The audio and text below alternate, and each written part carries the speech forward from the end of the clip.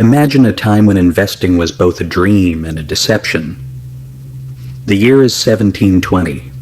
London, the crown jewel of the British Empire. And everyone, from dukes to dock workers, believed they had found a way to become richer than they ever dreamed.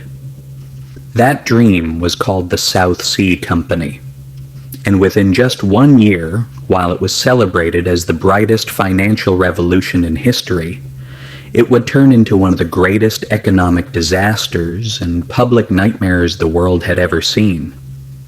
The South Sea story was not only about money. It was a story of greed, politics, and the birth of modern capitalism. It showed how powerful illusions can destroy nations, and how people would forget that history always repeats itself. So, what really happened? Let's go back to the beginning. After long and costly wars, Britain was drowning in national debt. More than £30 million, an enormous amount for that time. The government had no solution, desperately searching for a way out. Then a group of self-confident businessmen promised the impossible. A private company called the South Sea Company would take over the national debt in exchange for exclusive trading rights with the Spanish colonies in the South Seas. The idea was revolutionary. In return for taking on the debt, the company would trade with South America's colonies, bringing back gold, silver, and exotic goods. Politicians welcomed the idea. Investors were astonished. Before a single ship even set sail, the company's shares had already skyrocketed.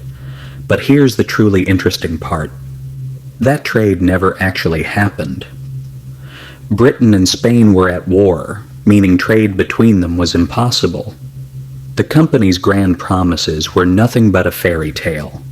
The profits were fake, but the excitement was real. In early 1720, the company's directors launched a massive propaganda campaign. They filled newspapers and the streets with promises of enormous wealth. They told every Englishman that soon they would all live like kings. Even members of Parliament and the royal family were drawn into the dream. King George himself became the company's president, giving it such legitimacy that no one dared to resist. Within months, investment turned into madness. People mortgaged their homes, sold their land, and borrowed money to buy shares. Newspapers were filled with stories of poor people becoming millionaires overnight. The streets of London became the center of wild speculation.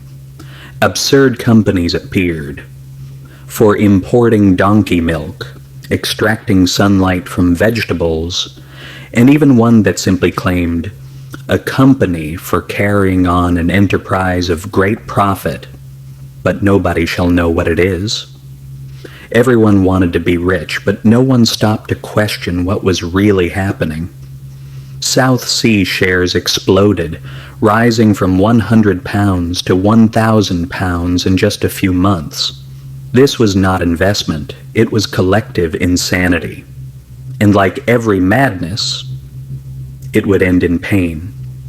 Behind the scenes, politicians, nobles, and bankers, the insiders, were quietly selling their shares, while the public kept buying. Then rumors began to spread. The company's profits were exaggerated.